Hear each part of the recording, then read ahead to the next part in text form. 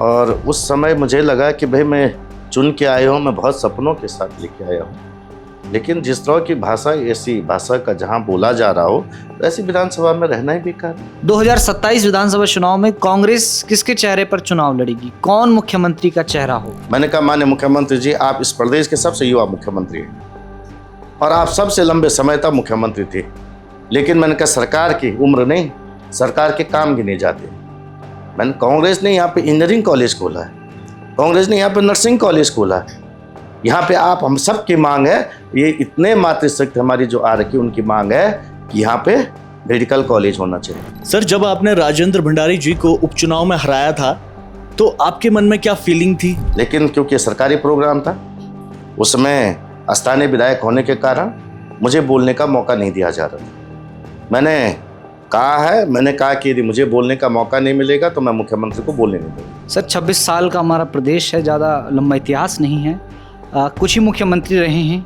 आपका पसंदीदा मुख्यमंत्री कौन रहा है अभी तक? जो ये गालियाँ सुनने के लिए यहाँ बैठे, सरकार के प्रति इतनी चाटुकारिता भी ठीक नहीं है कि यदि पहाड़ के लोगों को गाली दी जा रही है, हमारे स्वाभिमान को ललकारा जा रहा है और आप मौन दर्शक बने हुए, तो ये जनता भी स्वीकार नहीं करेगी। गोपेश्वर से पोखरी जो मोटर मार्ग है, उस रोड पे काफी समय से सुधारीकरण अभी तक नहीं हुआ है।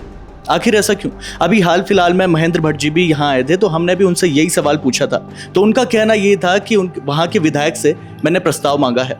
क्या ये बात सच है?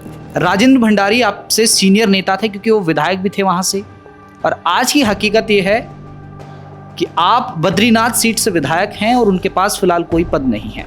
उनसे कोई बातचीत कभी होती है, मुलाकात होती है? अब मैं कहता हूँ कि बद्रीनाथ की जनता ने जो जनादेश दिया वो ऐतिहासिक, वो इतिहास में याद किया जाए। वो जनादेश इसलिए याद किया जाएगा, ये जनादेश दल बदल के विरुद्ध है, लोकतंत्र की हत्या के विरुद्ध है। तो वहाँ की जनता की एक परेशानी है, वहाँ अभी तक रोड नहीं पहुँची है। वहाँ के लोगों को अभी भी 1-1 घंटे का सफ़र तय करके पैदल चलना पड़ता है। बहुत दुख और खेद के साथ कहना पड़ रहा है कि वहाँ पे जिस मोक्ष के धाम में लोगों को सेवा करनी चाहिए थी, उस धाम में लगातार चोरी हो रही, भ्रष्टाचार व्याप्त हो रहा है। जोशीमठ में जिन लोगों के घर उजड़े हैं एक तरह से दरारों की वजह से, उनके पुनर्स्थापन के लिए, उनके मुआवजे के लिए आपकी कोई योजना है? 24 में जब गंभीर संकट में पार्टी आ गई तो पार्टी ने मुझे कहा कि आपको बद्रीनाथ विधानसभा से पार्टी के लिए और लोकतंत्र के लिए चुनाव लड़ना है। तो पार्टी ने मुझे वो जवाबदेही दी